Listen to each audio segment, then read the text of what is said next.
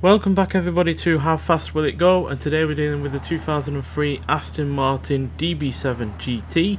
Now this now has 1,559 horsepower, 926 pounds-feet of torque from a 6.5 litre twin turbocharged V12 engine, and the car itself now weighs 3,383 pounds, and it can now do 0 to 60 in 2.141 seconds, 0 to 104.302 seconds, and it puts all that power down onto the ground via a new all-wheel drive system added to the car.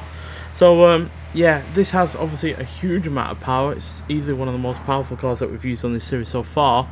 But two concerns are flashing red alerts at me right now. Is the fact that, firstly, it doesn't have a huge amount of torque in comparison to its horsepower rating, and it still weighs quite a lot, at nearly 3,400 pounds. So both of those elements could well hinder this. Obviously it's not also a modern design in terms of its aerodynamics, so they could play havoc with it, and ultimately I couldn't get rid of the rear lip spoiler either, which is inevitably going to still provide some downforce. So yeah, but still going to be interested to see what we can do, especially for a car that has an engine that I don't think we've used in the past before either. So yeah, but nonetheless, let's get out there and see what it can do.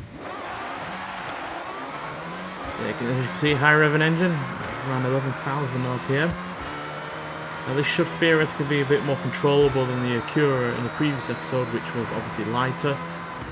Don't think it had as much power, but yeah, that car was extremely uncontrollable, unfortunately. So yeah, but it still managed a good top speed of 281 miles an hour. So it'll be interesting to see what this can do in comparison to that. And, yeah, the extra weight should make it more controllable, more planted, but that will also probably hold it back in terms of its top speed. So there's 235 already, 240, 245, 252. Pretty good start from the car. Yeah, I feel like the lack of torque with this as well is really going to hinder it, because obviously the faster you go, the harder it is to gain any more speed. And you're also already dealing with quite a heavy car still. The torque is not going to help.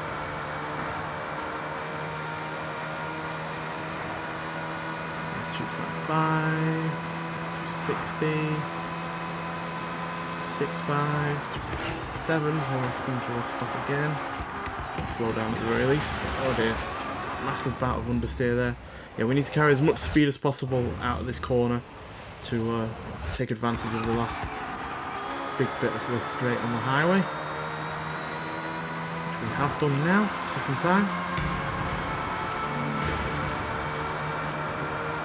250 already.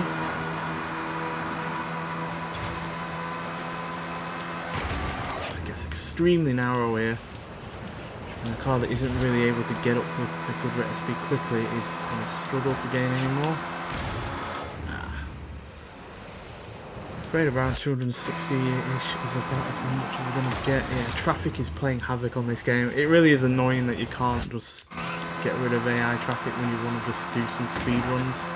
So there's 271, yeah, it's 272 is all we're going to get. But at least we did able to get above the 270 mark, and you know, improve upon what we got earlier on the highway. So yeah, but 272 miles an hour is still not particularly quick for a car with this level of power at the end of the day. You know, you would expect with nearly 1,600 horsepower to get a damn sight quicker than that.